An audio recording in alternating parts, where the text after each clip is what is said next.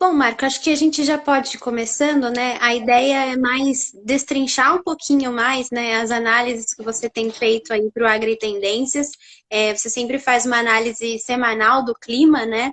E aí a gente Sim. queria ter um panorama assim do clima nesse ano de 2020. Como é que foi até agora? Como é que você vê, né, que o clima impactou nas regiões produtoras do Brasil até esse momento, né? Esse primeiro semestre do ano.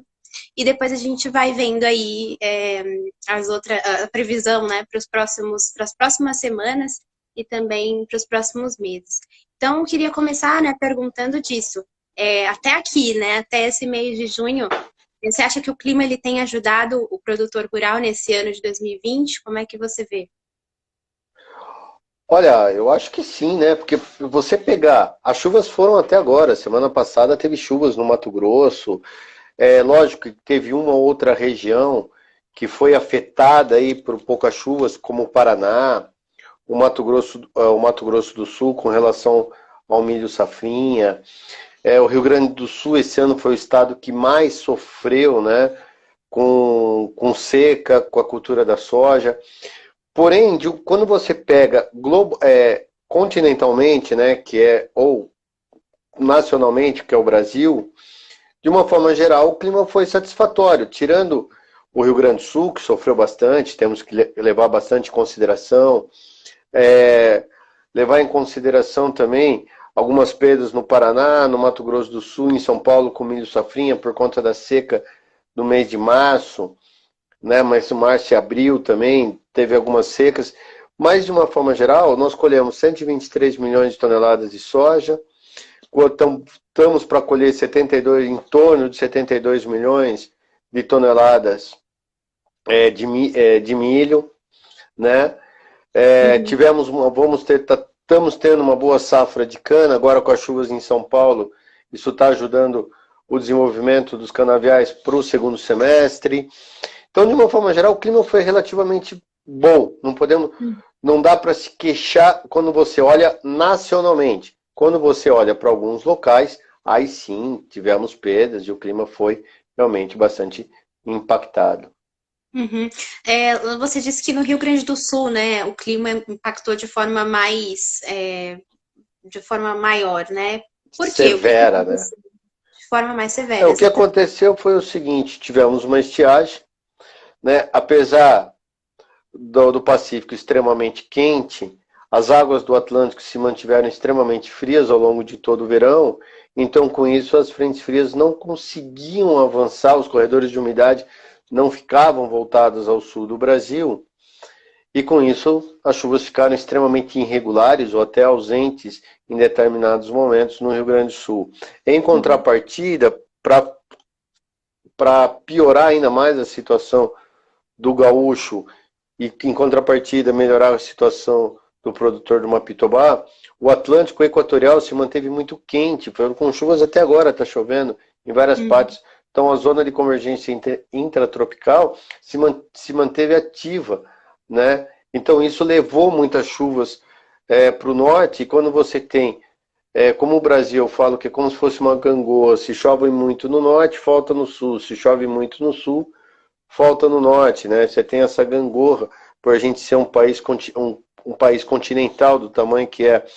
Então, o fato do Atlântico Equatorial estar quente e o fato do Atlântico Sul estar frio, isso fez com que os corredores de umidade ficassem mais para o norte. Então, foi esse o fator. Apesar, e aí depois a gente vai entrar em outro caso, apesar da NOAA ter cogitado, né, ter falado que a safra, aqui para nós, a safra 19 e 20, foi toda ela influenciada por um tal de El Ninho, né? Então, o fato de você estar sob efeito de El Ninho, isso remeteria você ter mais chuvas no sul e menos no nordeste. Uhum. Fato esse que foi ao contrário. Então, muitas vezes a gente fica falando, vai vir, igual agora, vai vir laninha, não vai vir laninha, vai vir. E muitas coisas a gente esquece de outros detalhes que muitas vezes não correspondem. A gente precisa ver outros fatores, né, para montar o clima como um todo. Certo.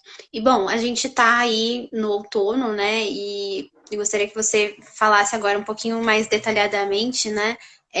de cada região, de cada setor aí do Brasil, começando aqui pelo sul, né? A gente tem a safra de as safras em andamento, né? Aqui o trigo no sul e o milho no Paraná, um pouquinho ali no centro-oeste. Olha, vamos lá. Com relação ao trigo, tá chovendo no Rio Grande do Sul, essa frente fria falhou, mas hoje já chega uma nova frente fria, então já amanhã já temos chuvas generalizadas, já começou a chover na região de fronteira já, estava vendo aqui pelas imagens de satélite, já tem chuvas na região de fronteira. Então amanhã chove geral, o que permitirá uma manutenção, uma elevação e até uma manutenção da umidade do solo, favorecendo assim o plantio e a continuidade do plantio e o desenvolvimento das lavouras de inverno, em especial trigo, né? Essas chuvas deverão avançar aí para o Mato Grosso do Sul, Paraná, Santa Catarina, chegando até aqui em São Paulo. Então, de uma forma geral, as condições para as lavouras de trigo vão muito bem. Não vejo grandes problemas, até porque há previsões de chuvas regulares para toda a metade sul do Brasil, ou para a região sul do Brasil, mas melhor dizendo, ao longo de todo esse inverno, o que deixa as condições excepcionais aí, né, para o desenvolvimento das lavouras de inverno. Com relação a milho safrinha, as condições estão boas. Chove no Paraná e no MS, né, no Mato Grosso do Sul, mas ainda pode fazer com que haja um aumento aí dos percentuais de grãos ardidos, mas é normal, não é que é normal, mas é uma época que chove realmente no sul do MS e no Paraná, no oeste do Paraná, tá? E já nas regiões do Cerrado, a tendência é realmente de um clima seco, que é tudo dentro da normalidade, tá? Não tem nada que possa... tá normal? Não, tá tudo dentro da normalidade. Tá. Aqui no Sudeste a gente tem o café e a cana, né? Como é que você avalia? Sim. Olha, para o café e para a cana, o que a gente está vendo são uma condição relativamente boa para a colheita. Há previsões de chuvas para esse final de semana, isso traz uma paralisação na colheita, uma paralisação tanto na colheita quanto nos tratos culturais aí da cana e do café, prejudica um pouco o andamento disso, mas nada que venha afetar de fato. As condições são mais normais aí para o café, mas há uma tendência de que o inverno venha a ser mais seco nessas regiões de cana e café.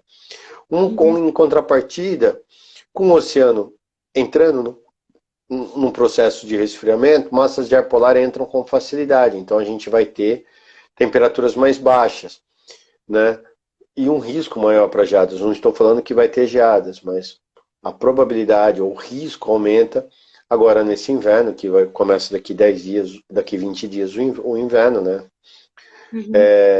Aumenta o risco, então temos que ficar de olho sempre nas previsões, e aqui na Agridetências a gente está sempre passando as informações, né? Sim. Com antecedência para o produtor tomar as devidas precauções, mas é um risco maior. Acho que é o único ponto de interrogação tanto para safras perenes, quanto só café e cana, como também para trigo no sul do Brasil.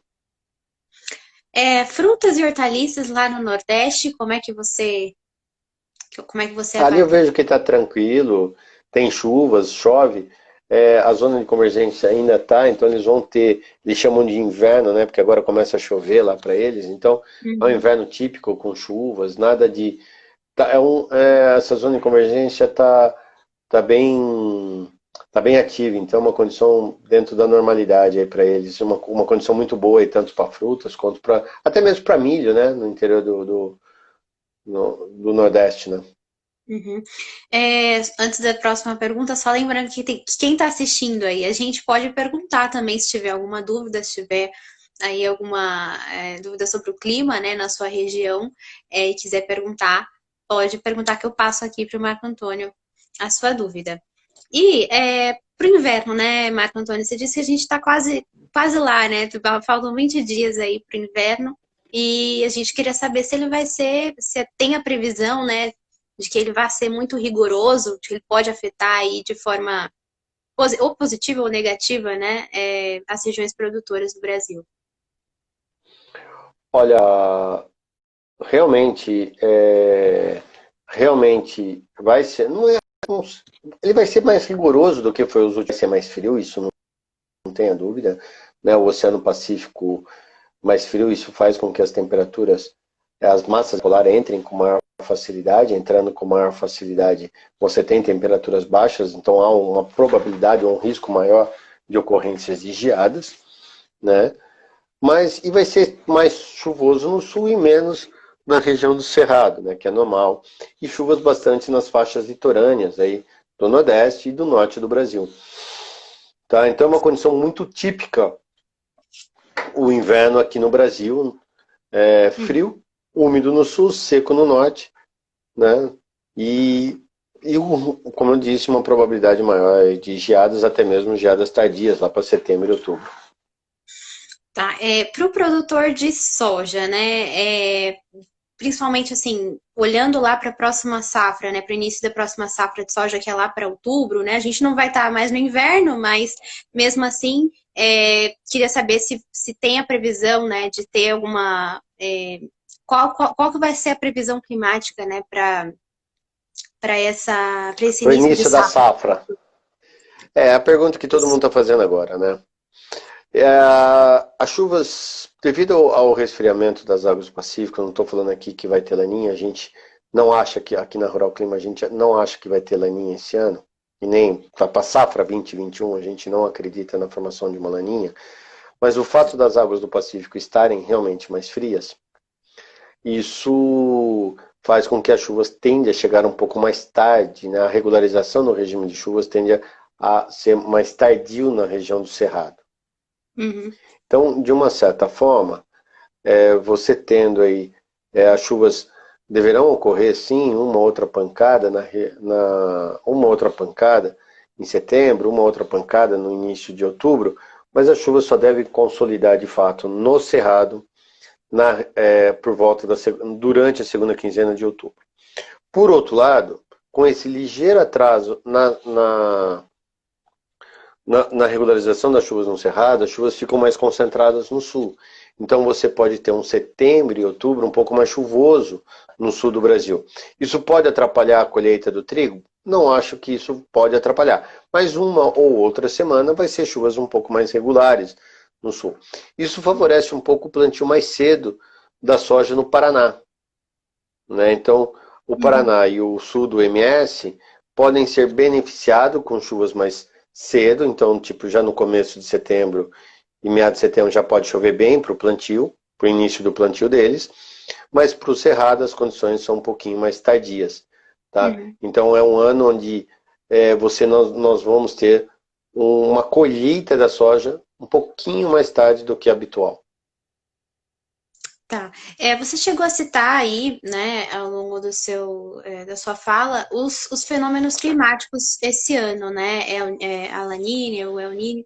E você disse que a Lanínia não vai afetar tanto o Brasil, né? Mas o El Niño, né? O produtor está sempre preocupado com esses fenômenos, né? Como é que eles afetam aí as regiões produtoras? Tanto El Niño quanto a Laninha, você quer saber? Os Sim, dois? os dois, Tá. Porque é o seguinte, o El Niño e a Laninha, eles se comportam diferentes dependendo da região ou da localidade do planeta, porque eles são globais. Quando acontece, eles não afetam só o Sul, ou só o Norte, ou só o Brasil. Não, eles afetam todo o planeta. O El Niño é o aquecimento das águas do Pacífico e a Laninha é o resfriamento. De forma bem genérica, quando você tem a Laninha, você tem chuvas na primavera, chuvas chegando mais tarde na região do Cerrado e chuvas mais concentradas, uma primavera mais úmida no sul do que no norte do Brasil. Já em anos de El Niño, as chuvas, pelo contrário, as chuvas chegam mais cedo no Brasil, então você tem um início de safra mais precoce, como foi em 2018, né, quando as chuvas chegaram bem mais cedo e o plantio transcorreu.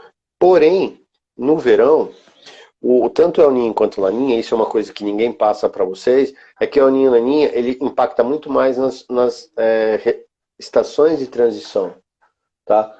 Tanto na primavera quanto no outono. Já o verão, nosso verão, quem manda mais é o Atlântico.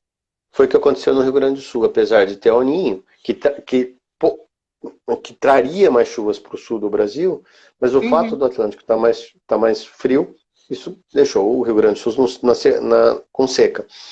Então, aí a gente pode olhar lá para frente. Então, se o El Niño, as chuvas começam mais cedo, vão terminar mais cedo. Então, isso é um problema para a segunda safra. Já em anos de Laninha, há uma tendência de que as chuvas cheguem mais tarde, mas pelo menos se estendam. Isso é um bom sinal para a segunda safra.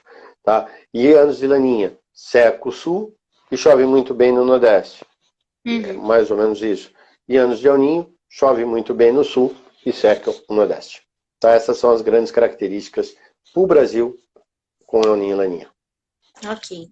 Agora vindo aqui para as perguntas, né? Algumas pessoas já perguntaram aqui. O Radamés Rafael, ele pergunta se vai ter algum fator climático na região sul do Maranhão para a safra de 2020 e 2021. E se as chuvas serão normais.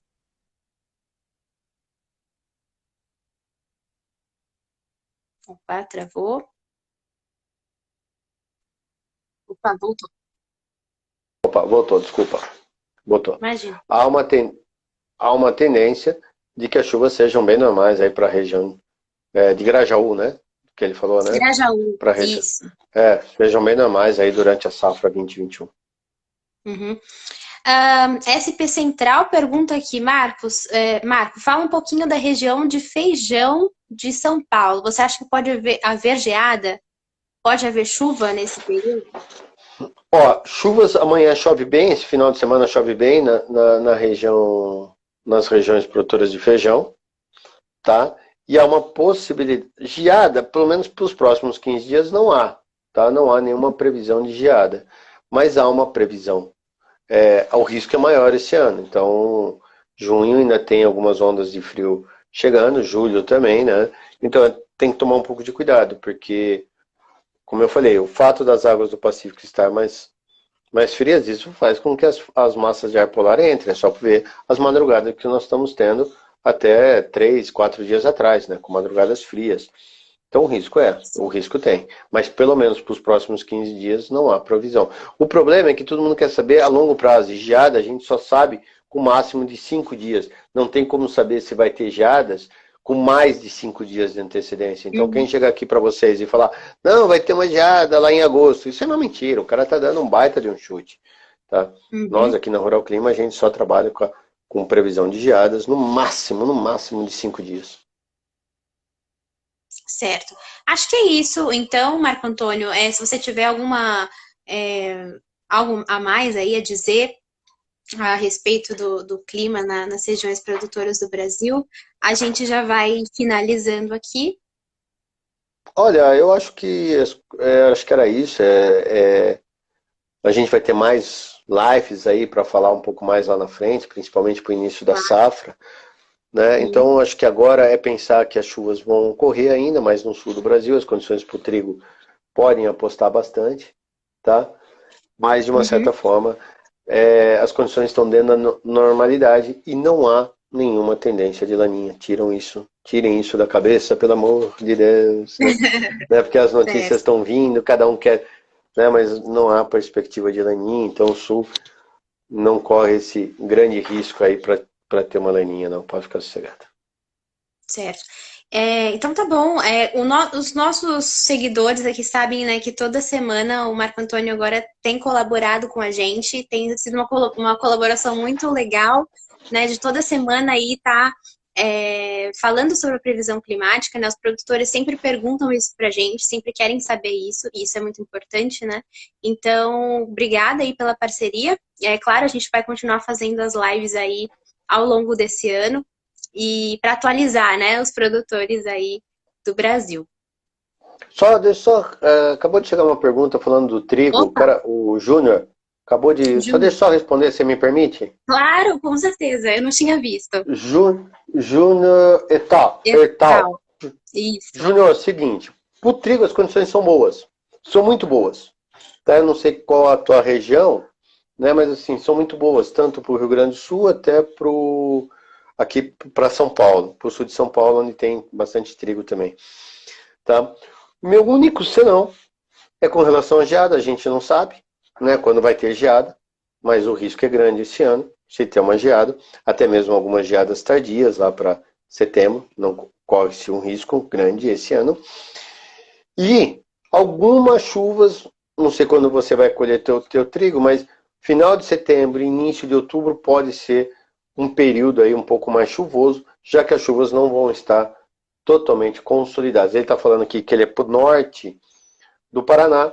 Essa região já vai estar melhor aí no final de setembro. Eu acho que ainda tende a ser mais chuvoso, mas já outubro já é mais tranquilão aí para você. Tá? As chuvas vão ficar um pouco mais ao sul do Brasil. Tá? Então é uma condição bem tranquila. Se você colhe, estou vendo aí, ele falou agosto, dentro da normalidade você vai realmente colher. Vai ter uma outra chuva, pode atrapalhar, mas nada que traga grandes problemas para você. O teu trigo vai de vento em popa. Aproveite aí, né, os preços ótimos que está o trigo esse ano. Invista bem no trigo esse ano que você vai ganhar dinheiro, Júnior.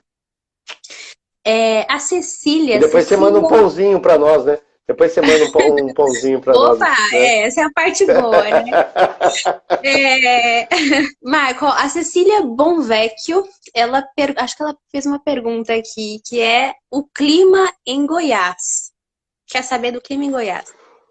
Seco, totalmente seco agora, até os próximos meses aí. Deve, se chover agora, não sei que região que ela tá, mas se chover, deve chover alguma coisa esse final de semana, mais no sul, ali de Jataí para baixo, né? Então, de uma forma geral, deve chover, né? Mas muito pouco agora e depois seca de vez. Aí se a gente vai ver chuva só no final de setembro, início de outubro só. Porém, como eu disse lá no começo, né, que você me perguntou do início da safra, a tendência é que as chuvas em Goiás, só comece a se regularizar, aquelas chuvas que realmente começam a ser com mais frequências, chovendo direto e que lava toda uma fazenda, toda uma região, somente na segunda quinzena, tá? Ela disse aqui que é de Rio Verde, Goiás. Terra boa, terra boa, terra boa, saudade de Rio Verde. Olha... Então, o que eu te falei, dificilmente chove agora em Rio Verde esse final de semana. A gente vai seco, o que é normal, sem chuvas aí. Frio, vamos ter, continua com esse frio mais intenso aí. E as chuvas você vai começar a plantar a partir do dia 10 de outubro para frente, já dá condições de plantio. O Germano TB pergunta aqui, pensando para o noroeste do Rio Grande do Sul, a explicação é semelhante à dada ao Júnior lá do trigo? Sim, tranquilo. Eu acho que assim, o único ponto de interrogação é com relação realmente ao frio, né? Assim, que tem essas ondas de frio que podem ocorrer. E talvez aí o final de setembro, início de outubro, um período um pouquinho mais chuvoso lá no Rio Grande do Sul. Tomar um pouquinho de coisa. Café em Pinhal, vai sofrer com frio? Pinhal, conheço bem, minha terra, onde eu fiz faculdade. Nossa, trabalhei lá. Então, Pinhal, conheço bem, Pinhal.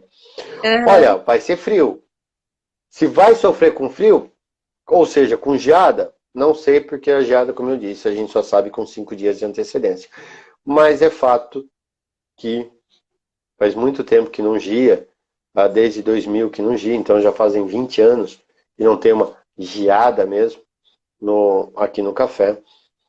Pelo menos por enquanto, nada no radar. Mas vamos ter que monitorar, né?